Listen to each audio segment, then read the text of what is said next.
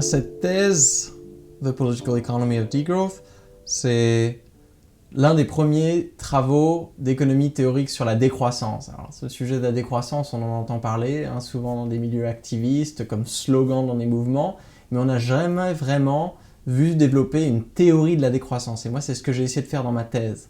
Alors, décroissance, la première des choses, c'est de mieux comprendre qu'est-ce que c'est que la croissance économique et les conséquences qu'elle a socialement et écologiquement. Donc moi, c'était vraiment l'une des premières trouvailles de la thèse, c'était mon travail sur la croissance verte, de se rendre compte que dans un pays comme la France, nous n'allons pas pouvoir verdir l'économie dans sa taille actuelle et donc qu'il va falloir décroître.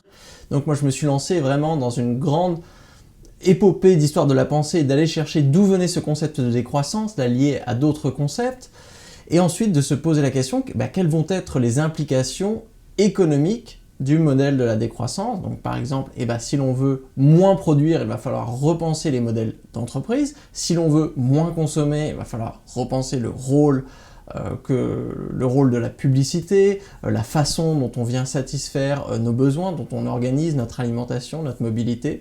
Donc c'est un travail qui est parti d'un concept qui existait au début des années 2000, qui a émergé en 2002, et qui allait chercher les ramifications et ensuite essayer de faire atterrir d'une certaine manière ce concept dans un contexte particulier qui est celui de la France. Donc ça, c'est la dernière grande partie de la thèse, de venir mobiliser en fait des instruments, des politiques de décroissance. Donc, il y en a plusieurs centaines. Et la question, c'était comment est-ce qu'on les articule. Alors moi, j'aime beaucoup, j'ai pris dans la thèse l'analogie des recettes. La troisième partie s'appelle recettes de décroissance, de se dire, donc maintenant qu'on a des ingrédients, ça peut être une réduction du temps de travail, une taxation progressive de la richesse, un salaire maximum, des monnaies locales, des coopératives à lucrativité limitée. Donc on a plein de politiques, des instruments, des institutions. Et moi j'ai essayé de me poser la question en utilisant une méthode qui s'appelle la dynamique des systèmes, qui nous aide à connecter beaucoup de variables pour penser la transition sociale et écologique du point de vue économique de la décroissance. Donc le lien entre justice sociale et décroissance, il apparaît tout de suite. Si à l'échelle de la planète, on a des budgets écologiques limités, ça veut dire qu'il va falloir les partager. Aujourd'hui, on est dans un monde avec de grandes inégalités et un monde où certaines régions vivent encore dans la pauvreté. Donc si l'on veut que ces personnes qui sont encore dans le besoin puissent produire et consommer, il va falloir qu'ils puissent avoir accès à de l'énergie, des ressources, un espace climatique. Et donc là, tout de suite, la décroissance, dans les pays déjà riches, peut devenir une stratégie de justice sociale si elle permet de libérer des ressources qui peuvent être utilisées dans les pays du Sud. C'est le premier aspect.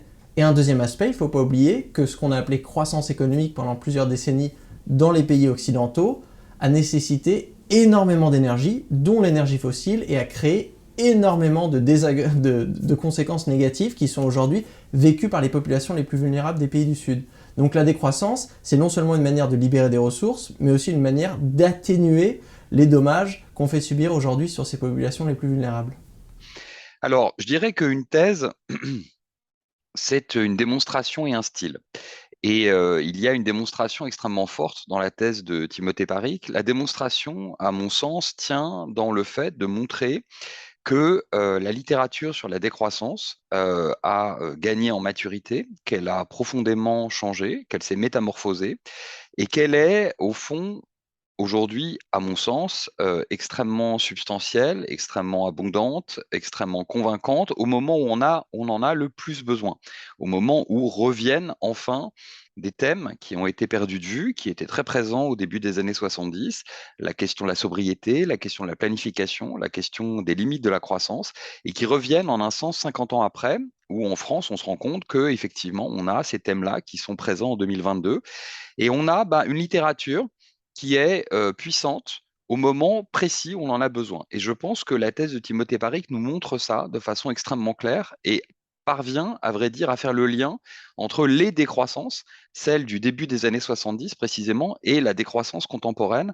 Et c'est vraiment la première force de la thèse. La deuxième force de la thèse, c'est bien sûr le lien avec les inégalités sociales, à la fois l'articulation entre la justice sociale et la question de la transition écologique, thème auquel évidemment j'ai été particulièrement sensible, mais aussi la question de la justice entendue comme justice participative, c'est-à-dire la question de la démocratie.